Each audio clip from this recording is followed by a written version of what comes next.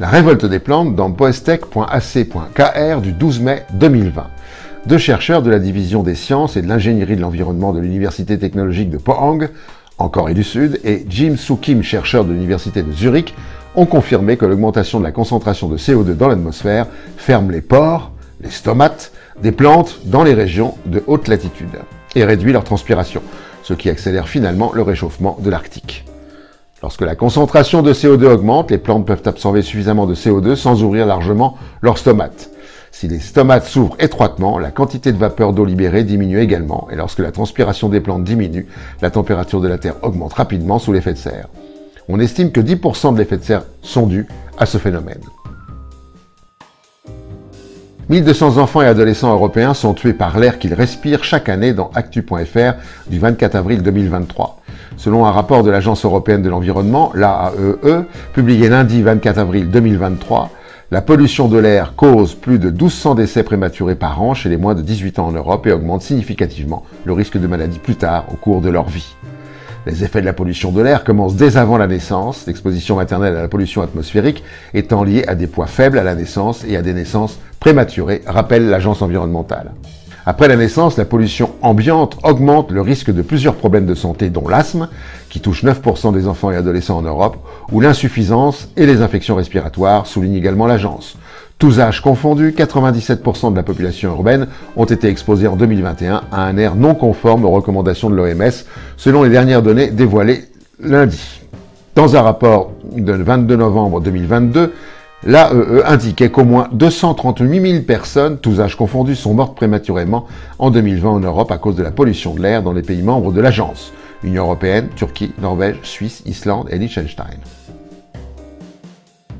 Rien de presse dans futurascience.com du 18 avril 2023. Les ministres de l'énergie, du climat et de l'environnement du G7, les États-Unis, le Japon, l'Allemagne, la France, le Royaume-Uni, l'Italie et le Canada, se sont réunis à Sapporo, au Japon, le 15 et 16 avril 2023. Le premier objectif était d'élaborer un plan permettant d'atteindre l'objectif zéro émission de CO2 d'ici 2030. Mais celui-ci semble pour le moment repoussé à 2050. Le deuxième objectif était de réduire la pollution plastique à zéro d'ici 2030. Le délai a été repoussé à 2040. Rappelons que seulement 10% du plastique produit dans le monde jusqu'à maintenant a été recyclé. 85% a fini dans les décharges autorisées ou sauvages. Bref, les autoproclamés grands de ce monde ne considèrent pas que la dévastation planétaire constitue une urgence. Asphyxie du lac Léman dans actuenvironnement.com du 28 avril 2023. Du printemps à l'automne, le lac Léman, comme tous les lacs profonds, se compose de deux couches d'eau, une de surface plus chaude et plus riche en oxygène, et une autre plus profonde, plus froide et moins oxygénée. L'hiver, quand la température de l'air chute et que les vents se lèvent, la différence de température et de densité entre ces couches disparaît et les deux couches d'eau se mélangent. Ainsi, les eaux de surface riches en oxygène sont entraînées vers le fond du lac et les nutriments des couches inférieures sont ramenés à la surface, enrichissant la chaîne alimentaire. Or, du fait du réchauffement climatique, le dernier brassage complet ayant atteint le fond du lac situé à 309 mètres de profondeur remonte à l'hiver 2011-2012.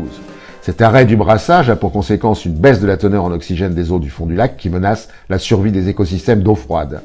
De plus, les nutriments s'accumulent au fond du lac et lorsqu'un brassage hivernal complet surviendra, ces derniers, et notamment le phosphore, risquent d'atteindre la surface en une seule fois, favorisant une forte croissance des algues et ainsi nuire à la baignade et à l'approvisionnement en eau potable. Le colonialisme vert dans novetic.fr du 27 avril 2023.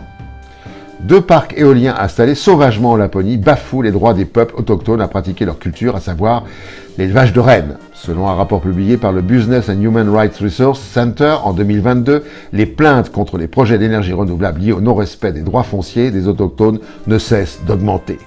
Le secteur des énergies renouvelables est loin d'être vertueux quant aux droits humains, copiant en cela les méthodes des entreprises des combustibles fossiles et des industries extractives traditionnelles. Business is business, les Amérindiens en savent quelque chose. Et pour finir, la connerie de la semaine.